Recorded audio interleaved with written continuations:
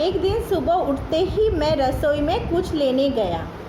देखता हूँ कि कड़े हुए दूध का दही जो रात में बड़े चाव से जमाया था, बिल्ली खूब मज़े से खा रही थी। मीन्स जो उन्होंने रात में जो दूध का दही बनाया था, वो बिल्ली क्या कर रही थी, सुबह मस्त मज़े से खा रही थी। अब चिंता हुई कि बिल्ली से कैसे पीछा छुड़ाया जाए। मेरा नौकर बहुत होशियार था। उनके घर में जो नौकर था वो बहुत होशियार था। रात को काम खत्म करने जाने से पहले उसने एक खाली बोरी के अंदर 2 रोटियां डाल दी। उसने पूरा काम होने के बाद में क्या करा, एक बोरी लिया और बोरी में 2 रोटी डाल दी और चुपके से एक तरफ खड़ा होकर बिल्ली को इंतज़ार करने लगा। बिल्ली आई, वह एकदम रोटियां पर झपटी।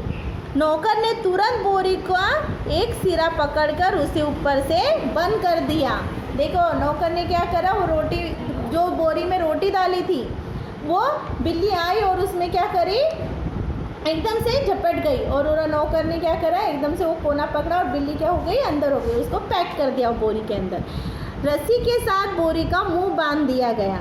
चूँकि अब रात के 10 बजे थे। मैंने अपने नौकर अमरू से कहा कि सवेरे बिल्ली को कहीं दूर छोड़ आए, जिससे वह इस घर में वापस ना आ सके। यानी जो लेखक थे उन्होंने बोला कि तुम बिल्ली को क्या करो, सुबह कहीं दूर छोड़ के आओ कि वो दोबारा अपने घर आ सके। क्या नहीं। सब लोगों को चाय पिलाते पिलाते अमरू को अगले दिन 8 बज गए। सुबह के कितने बज गए, 8 बज गए। मैंने याद दिलाया कि उसे बिल्ली को भूली भटियारिन की तरह छोड़कर आना है। बोरी कंधे पर लटका अमरू चल दिया। बात हो गई। मैं हजामत और स्नान आदि व्यस्त हो गया, क्योंकि 9:30 बजे दफ्तर जाना था। गुसल खाने में मुझे जोर का शोर सुनाई दिया। मैं नहाने में व्यस्त था और कुछ गुनगुना रहा था, इसलिए मेरा ध्यान उधर नहीं गया। 2 मिनट के बाद ही फिर शोर हुआ। इस बार मैंने सुना कि मेरे घर के सामने कोई आवाज़ लगा रहा है। आपका नौकर पकड़ा लिया गया है। अगर आप उसे छुड़ाना चाहते हो तो छप्पर वाले कुएं पर पहुँचे। देखो वो नौकर को क्या कर रहे थे, पकड़ लिए थे। मैं हैरान हुआ कि क्या बात है। समझा शायद अमरू किसी के साइकिल से टकरा गया होगा। शायद साइकिल वाले का कुछ नुकसान हो गया होगा और उसने अमरू को धर पकड़ा हो। रही आदमी इकट्ठा होने की बात, यह काम दिल्ली में मुश्किल नहीं है और फिर कोराल बाग में तो बहुत आसान है, जहाँ सैकड़ों आदमियों को पता ही नहीं कि वे किधर जाए और क्या करें। खैर इधर जा रहा था कि रास्ते में खाली बोरी लटकाए अमरू आता हुआ दिखाई दिया। उसको क्या आते हुए दिया, अमरू आते हुए दिखाई दिया। वह खुश खिलखिलाकर हंस रहा था। यानी वो खुश होकर खिलखिलाते हुए हंसते हुए आ रहा था। उसे डांटते हुए मैंने पूछा, अरे क्या हुआ, क्या बात हुई? तूने आज सुबह क्या गड़बड़ की जो इतना शोर मचाया और मोहल्ले में लोग मुझे मारते और दौड़े। यानी लेखक के पीछे क्या करे, मारने के लिए दौड़े। अमरू को कुछ कहना ही नहीं पड़ा। उसके पीछे कुछ आदमी आ रहे थे। उन्होंने मुझे सारा मामला समझा दिया। बात यह हुई कि जैसे अमरू कंधे पर बोरी लटकाए बिल्ली को बाहर छोड़ने जा रहा था, कुछ लोगों को शक हुआ कि बोरी में बच्चा है। यानी वो जो बिल्ली को बोरी में बांध के कंधे पे लेके जा रहा था ना, तो लोगों को लगा कि बच्चा लेके जा रहा है। 2 आदमी चुपके उसके पीछे हो लिए। उन्होंने देखा कि बोरी अंदर से हिल रही थी। बिल्ली हल रही थी तो लोगों ने समझा कि बच्ची हल रही थी। बस उन्हें विश्वास हो गया कि इस बदमाश ने किसी बच्चे को पकड़ा है। अमरू स्वभाव से अल्पभाषी है, कुछ मस्खरा भी है। वो चुप रहा। देखते देखते 50 आदमी इकट्ठा हो गए। यानी बहुत से लोग वहाँ पे जमा हो गए। उनमें से एक चिल्लाकर कहने लगा, घेर लो इस आदमी को, यह बदमाश उसी गिरोह में से एक है जिसका काम बच्चे पकड़ना है। देखो उन्होंने क्या समझा, ये बच्चे पकड़ने वाला आदमी है। वो उनका गिरोह होगा, यानी पूरा ग्रुप होगा, उसमें से ये एक आदमी है जो बच्चे चुरा के लेके जा रहा है। उस जगह से पुलिस थाना भी बहुत दूर नहीं था। एक आदमी लपक कर थाने गया और वहाँ से थानेदार और एक सिपाही को बुला लाया।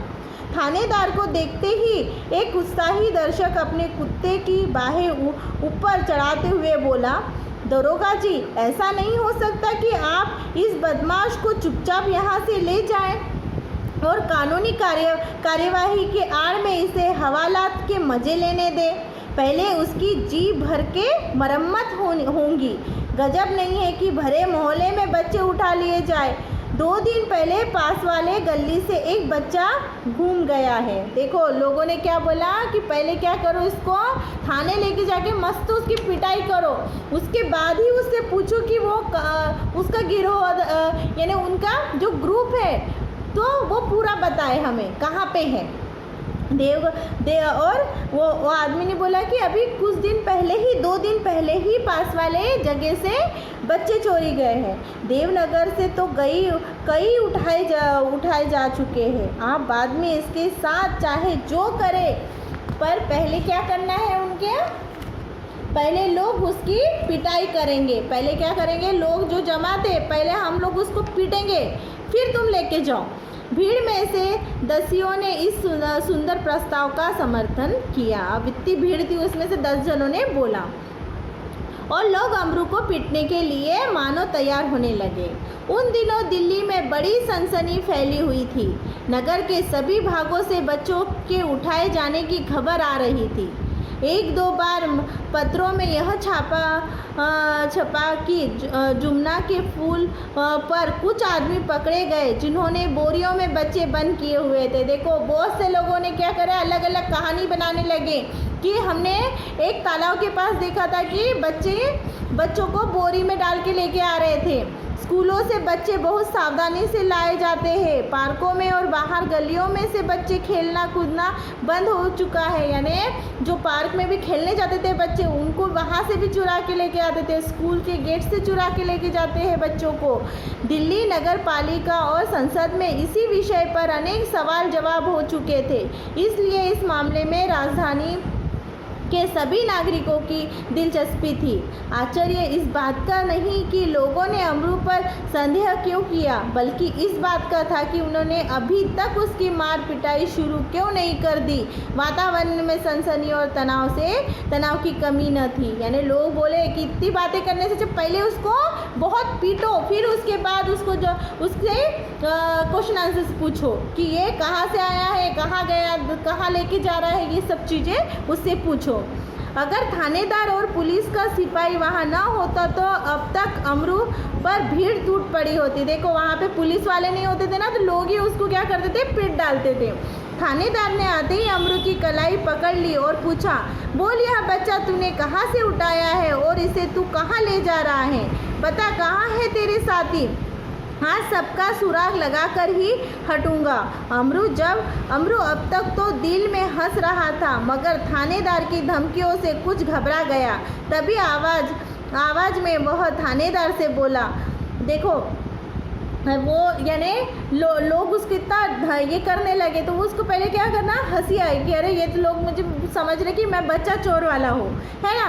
पर जब थानेदार ने उसको गुस्से से पूछा तो वो एकदम से डर गया और दबी आवाज़ में बोलने लगा, सरकार मैंने किसी का बच्चा नहीं उठाया, ना मैं बदमाश हूँ, मैं तो एक भले घर का नौकर हूँ, रोटी चौका करता हूँ और अपना पेट पालता हूँ।